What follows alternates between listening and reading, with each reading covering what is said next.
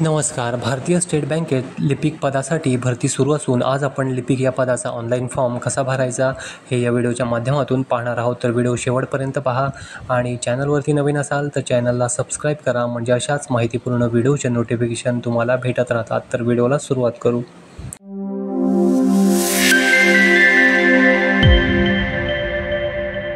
वेबसाईटची link डिस्क्रिप्शनमध्ये आहे, त्यावरती क्लिक करून ही वेबसाईट ओपन करून घ्यायची. वेबसाईटवरती आल्यानंतर या ठिकाणी फॉर्म सुरू झालेत 6/8/2025 पासून आणि फॉर्मची लास्ट डेट आहे 26/8/2025 पर्यंत तुम्ही हे फॉर्म भरू शकता. इथे आपण नवीन रजिस्ट्रेशन करणार आहे म्हणून click here for new registration याच्यावरती क्लिक करून घ्यायचं आहे.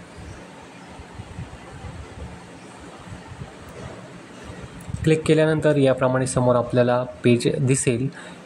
इथे पहिलं आहे फर्स्ट नेम टाईप करून घ्यायचं, नंतर परत एकदा कन्फर्ममध्ये फर्स्ट नेम टाईप करायचं, नंतर मिडल नेम टाईप करायचं, परत एकदा कन्फर्ममध्ये मिडल नेम टाईप करून घ्यायचं, नंतर लास्ट नेम टाईप करायचं, परत एकदा कन्फर्ममध्ये लास्ट नेम टाईप करून घ्यायचं. पुढे मोबाईल नंबर टाईप करायचा, परत एकदा कन्फर्ममध्ये मोबाईल नंबर टाईप करून घ्यायचा. नंतर जर एखादा अल्टरनेट नंबर तुमच्याकडे असेल तर तोही या ठिकाणी तुम्ही टाईप करून घेऊ शकता. पुढे आहे ईमेल आय डी. या ठिकाणी ईमेल आय डी टाकून घ्यायचा, नंतर परत एकदा कन्फर्ममध्ये ईमेल आय डी टाकायचा. नंतर जो सिक्युरिटी कोड बाजूला असेल तो या बॉक्समध्ये टाकून सेव्ह अँड नेक्स्ट याच्यावरती क्लिक करून घ्यायचं. सेव्ह अँड नेक्स्टवरती क्लिक केल्यानंतर इथे आपलं रजिस्ट्रेशन पूर्ण झालेलं आहे. इथे आपल्याला फोटो आणि सिग्नेचर अपलोड करून घ्यायचे आहेत. एक स्कॅन केलेला फोटो आपल्याला अपलोड करायचा आहे आणि दुसरा आहे कॅप्चर इमेज आपल्याला अपलोड करायची आहे. कॅप्चर इमेज जो बाजूला दिलेला QR आहे तो मोबाईलमधून स्कॅन करून घ्यायचा आणि कॅप्चर इमेज ही अपलोड करून घ्यायची. त्याच्यानंतर खाली सिग्नेचर अपलोड करून घ्यायची आहे. इथे मी फोटो आणि सिग्नेचर दोन्ही अपलोड करून माझे झालेले आहेत. अपलोड करून झाल्यानंतर या ठिकाणी I confirm that this is my valid photo याच्यावरती क्लिक करायचं बॉक्समध्ये. नंतर I confirm that this is my valid signature या बॉक्समध्ये क्लिक करून नेक्स्टवरती क्लिक करायचं. नेक्स्टवरती क्लिक केल्यानंतर या ठिकाणी पहिलं आहे बेसिक डिटेल्स. पहिलं आहे आपलं सर्कल सिलेक्ट करून घ्यायचं, ज्या सर्कलसाठी तुम्ही ॲप्लाय करणार आहे. मी या ठिकाणी पहिलं सर्कल सिलेक्ट करून घेतो. त्याच्यानंतर सर्कल प्रेफरन्स 1 आणि सर्कल प्रेफरन्स 2 या ठिकाणी सिलेक्ट करून घ्यायचे आहेत.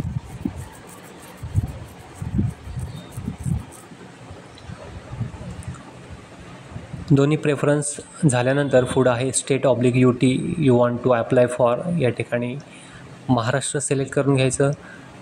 त्याच्या पुढं आहे local language for language proficiency test. इथं मराठी आपल्याला सिलेक्ट करून घ्यायचं आहे. त्याच्यानंतर आहे do you have 10th or 12th standard marksheet / certificate evidencing having studied specified operate language. तर होय म्हणून यसवरती क्लिक करायचं. नंतर आहे कॅटेगरी. या कॅटेगरीमधून तुमची जी कुठली कॅटेगरी असेल ती इथं आपल्याला सिलेक्ट करून घ्यायची आहे. मी या ठिकाणी SC सिलेक्ट करतो आहे. त्याच्यानंतर SCमध्ये आपली जी सबकास्ट कुठली असेल ती या ठिकाणी आपल्याला टाईप करून घ्यायची आहे. पुढे आहे are you train apprentice of SBI असेल त्यांनी येस करा. आणि पुढे आहे पिरियड, स्टार्ट डेट आणि एंड डेट त्या अप्रेंटिसशिपचा तो या ठिकाणी सिलेक्ट करून घ्यायचा. मी या ठिकाणी नो करतो आहे. नंतर आहे are you a person with benchmark disability of 40% and above. 40 किंवा त्यापेक्षा जास्त अपंगत्व असलेली व्यक्ती आहात काय असेल तर येस करा, नसेल तर मग नोवरती क्लिक करून घ्या. पुढे आहे are you a person with specified disability. आपण RPWBD कायदा 2016च्या कलम 2S अंतर्गत समाविष्ट असलेली निर्दिष्ट अपंगत्व असलेली व्यक्ती आहात का असेल त्यांनी येस करा. मी या ठिकाणी नोवरती क्लिक करतो आहे.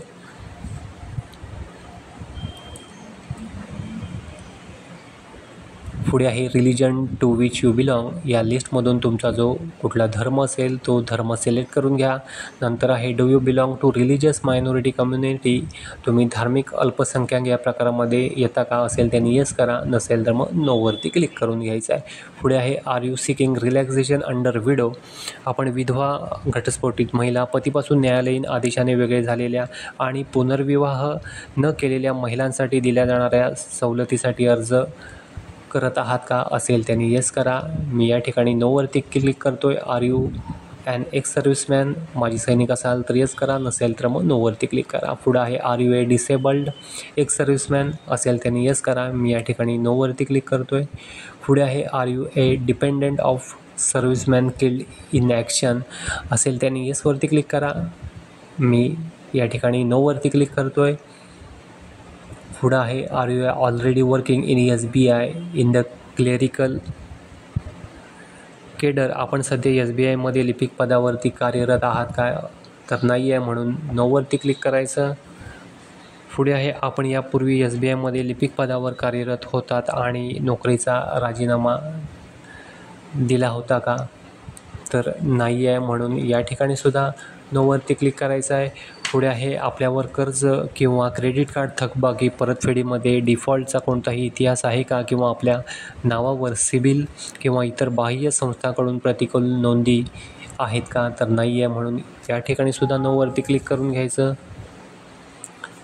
पुढे आहे पूर्वचारित्र किंवा नैतिक अधपतनाबाबत कोणताही प्रतिकूल अहवाल आहे का, तर नाही आहे, म्हणून या ठिकाणी सुद्धा नोवरती क्लिक करून घ्यायचं. पुढं आहे प्रिलिमिनरी एक्झामसाठी आपल्याला स्टेट सिलेक्ट करून घ्यायचा. या ठिकाणी प्रेफरन्स द्यायचा आहे पहिला, आणि त्याच्यानंतर आहे प्री एक्झामसाठी आपल्याला सेंटर सिलेक्ट करून घ्यायचं आहे. तर लिस्टमधून सेंटर सिलेक्ट करून घ्यायचं.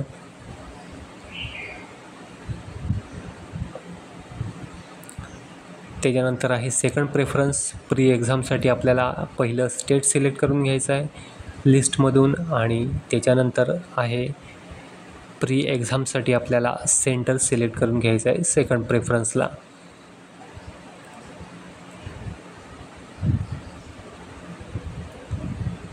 त्याच्यानंतर आहे स्टेट. मेन एक्झामसाठी आपल्याला स्टेट सिलेक्ट करून घ्यायचं आहे, आणि त्याच्यानंतर आपल्याला मेन एक्झामसाठी सेंटर लिस्टमधून सिलेक्ट करून घ्यायचं आहे. त्याचप्रमाणे सेकंड प्रेफरन्स आपण सिलेक्ट करून घ्यायचा.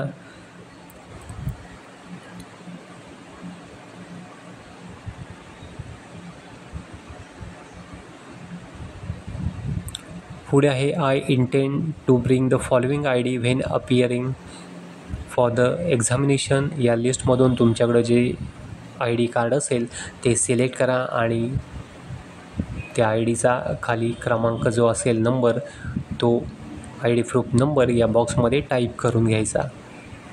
त्याच्यानंतर आहे मीडियम.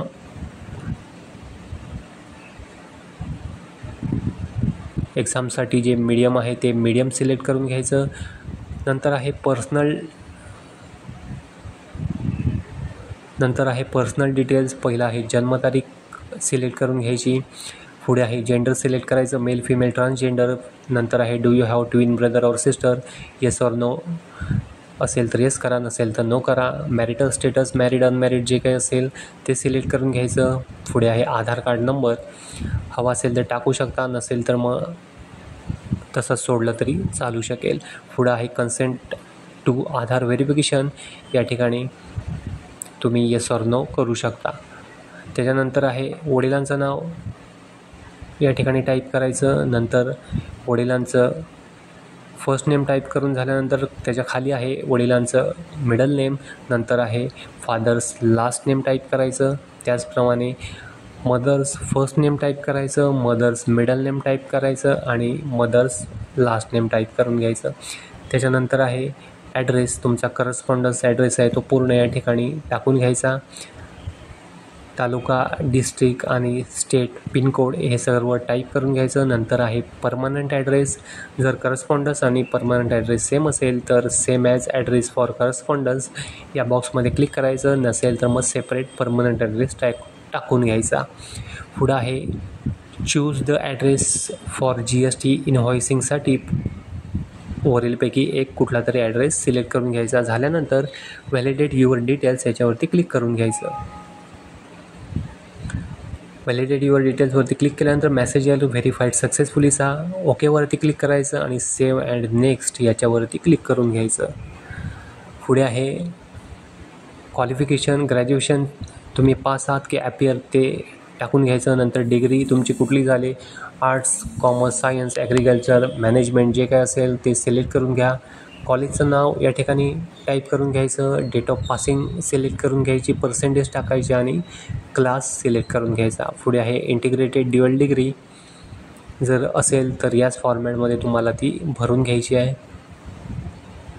अपियर्ड आहात की पास आहात, त्याच्यानंतर डिग्री सिलेक्ट करून घ्यायची आणि बाकीची माहिती आहे ती या ठिकाणी भरून घ्यायची आहे. पोस्ट ग्रॅज्युएशन झालेलं असेल तरी तुम्ही या ठिकाणी या फॉर्मॅटमध्ये भरून घ्यायचं आहे. नंतर आहे वर्क एक्सपिरियन्स जर असेल तर या ठिकाणी या फॉर्मॅटमध्ये वर्क एक्सपिरियन्स टाकून घ्यायचा. प्रेझेंटली वर्किंग असाल तर येसवरती क्लिक करा आणि माहिती भरून घ्या. प्रेझेंटली वर्किंग नसाल तर नोवरती क्लिक करा आणि माहिती भरून घ्या. पुढे आहे pre exam training. SC ST OBC ex serviceman या ज्या कॅटेगरी दिलेल्या आहेत त्या कॅटेगरीसाठी आहे.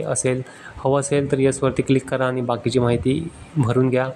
मी या ठिकाणी नोवरती क्लिक करतो आहे. पुढे आहे लँग्वेजेस नोन. तुम्हाला ज्या भाषांचं ज्ञान आहे त्या भाषा या ठिकाणी टाईप करून घ्यायच्या. मराठी, हिंदी, इंग्लिश किंवा आणखीन कुठल्या भाषेचं जर तुम्हाला ज्ञान असेल तर तीही भाषा या ठिकाणी तुम्ही ॲड करू शकता. झाल्यानंतर टाईप करून झाल्यानंतर पुढे रीड, राईट आणि स्पीक या बॉक्समध्ये आपल्याला क्लिक करायचं आहे आणि झाल्यानंतर व्हॅलिडेट युअर डिटेल्स याच्यावरती क्लिक करून घ्यायचं. व्हेरीफाईड सक्सेसफुलीचा मेसेज येणार आहे. ओकेवरती क्लिक करायचं आणि सेव्ह अँड नेक्स्ट याच्यावरती क्लिक करून घ्यायचं आहे. सेव्ह अँड नेक्स्टवरती क्लिक केल्यानंतर या ठिकाणी आपल्याला जो आपण भरलेली माहिती आहे ती या ठिकाणी आपल्याला समोर दिसणार आहे. ती फॉर्म एकदा पूर्ण वाचून घ्यायचा. जर काही करेक्शन असेल तर आत्ताच या ठिकाणी आपल्याला बॅकवरती क्लिक करून त्या माहितीमध्ये बदल हा करून घ्यायचा आहे. पुढे एकदा